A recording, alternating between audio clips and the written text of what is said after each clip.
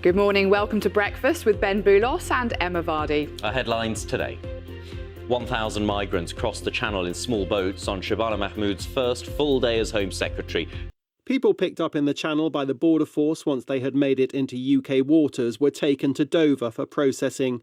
Around 1,000 people made the crossing yesterday. That takes the total for this year to 30,000 people. It's a rise of 38% on the same period last year. Small boat crossings will be top of the in-tray for the new Home Secretary, Shabana Mahmood.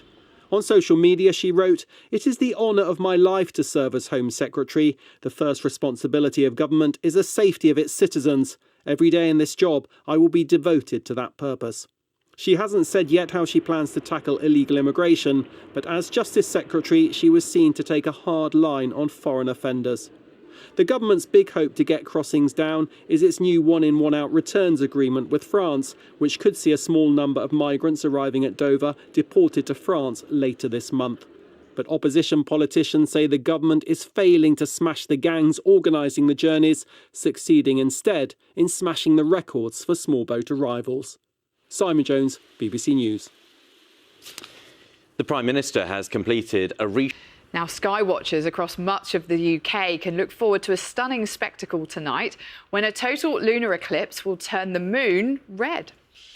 As it passes through Earth's shadow, it'll take on a deep red hue. We're hoping for some clear skies. If you want to see that, here's Simon with a look at the weather this morning. Yeah, good morning. Yes, so England and Wales perhaps most favoured to see the clearer skies through this evening. But as I said, we're going to see the back end of this total lunar eclipse because the moon rises at around about 7:30 this evening. So you've got roughly 20 minutes for... Reshuffle leads several of the front pages.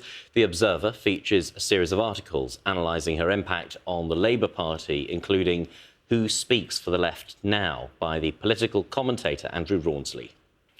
The new Home Secretary, Shabana Mahmood, will soon announce plans to move migrants in asylum seeker hotels to former military bases, according to the Sunday Telegraph. And the paper says the policy will be unveiled within weeks. And it comes as the Prime Minister, Sir Keir Starmer, instructed her to get a grip on the small boats crisis. And The Mirror reports that the actor Jamie Borthwick has been axed from EastEnders after nearly 2 decades playing Jay Brown in the soap. Earlier this year, he was suspended after using a slur against people with disabilities on the set of Strictly Come Dancing.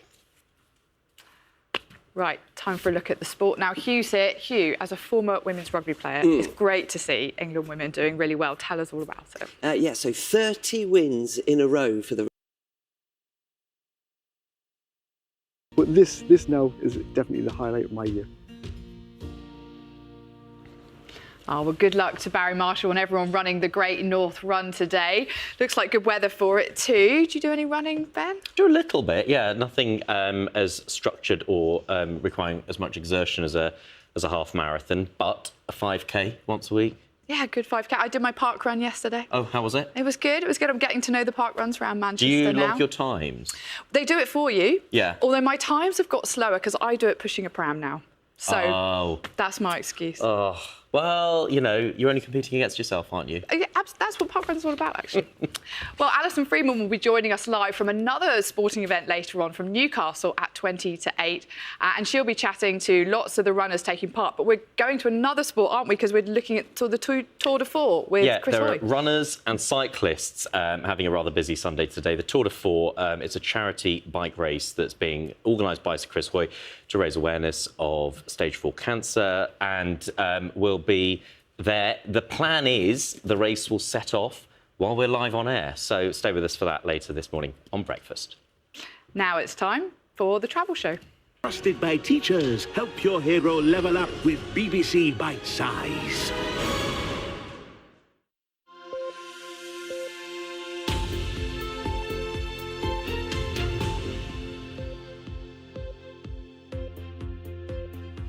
Good morning. Welcome to Breakfast with Ben Boulos and Emma Vardy. Our headlines today. 1,000 migrants crossed the Channel in small boats on Shabana Mahmood's... I'm sorry to see Northern Ireland doesn't get much of a view of the lunar eclipse. I know, but there's going to be breaks in the clouds, so if you're lucky, you might get to see it, but on the whole, quite cloudy. I got some lovely images of the clouds partially kind of framing the moon as it goes through its eclipse. It can look very eerie, can't it? It can. We look forward to it. Yeah. Simon, thank you. We'll see you later. Yep. Now, Chris Hoy's Tour de Force bike ride will take place in Glasgow today. He wants to change the perception of people living with stage 4 cancer while also raising funds for cancer charities right across the UK. More than 3,000 people will take part in the charity ride, including a host of big names, with a total of 63 Olympic medals and 41 Paralympic medals between them. John Maguire is there for us.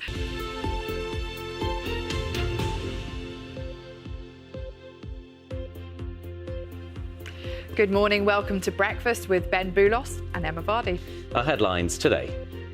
1,000 migrants crossed the Channel in small boats on Shabana Mahmood's first full day as Home Secretary. We are just half an hour away from the start of the Tour de Force for Chris Hoy's inaugural charity bike ride. Good morning from the start line of the Great North Run here in Newcastle. It's going to be noticeably windy, quite cloudy, and some rain in the forecast as well.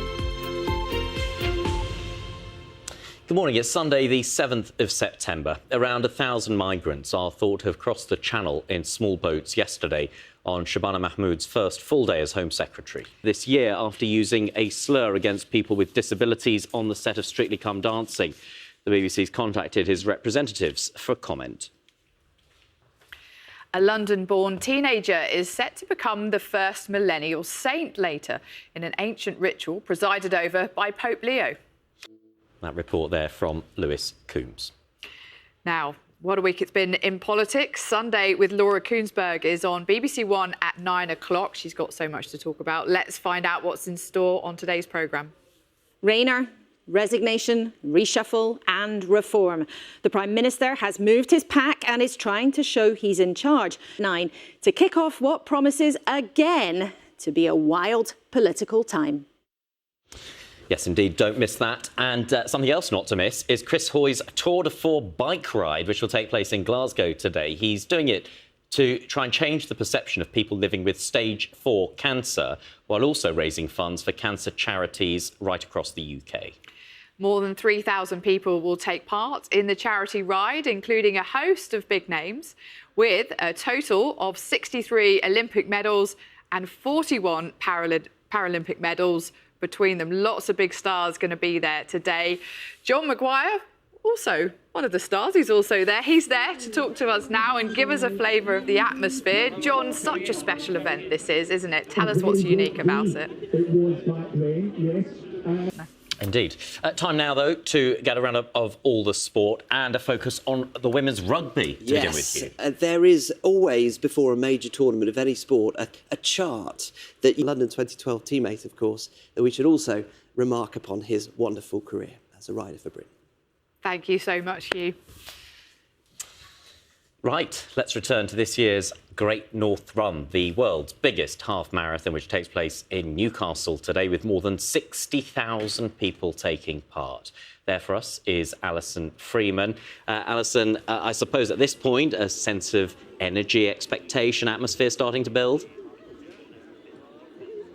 Yeah, as we've been chatting to quite a few people this morning, is that hopefully getting around that 13.1 miles, and that's the important thing. And everyone does it for a personal reason. I do it just because I like to keep fit and for my mental health. And atmosphere is at that particular moment, which is very hard to predict. If there has been a big eruption from a volcano, there's a lot of dust in the atmosphere. Have you kept tally how many of these you've seen over the years? Well, lunar eclipses, no, I haven't counted them. I've seen a couple. Yeah, OK. Albert, thank you so much for coming in to talk to us. Albert Zylstra from Manchester University, Professor of Astrophysics. Good to get your take on it all. Thank you. It's a pleasure. Well, that's all from us today, but breakfast will be back tomorrow from 6. I'll be there too, setting my early alarm clock for 4 a.m. Enjoy the rest of your Sunday. Have a great day. Bye-bye.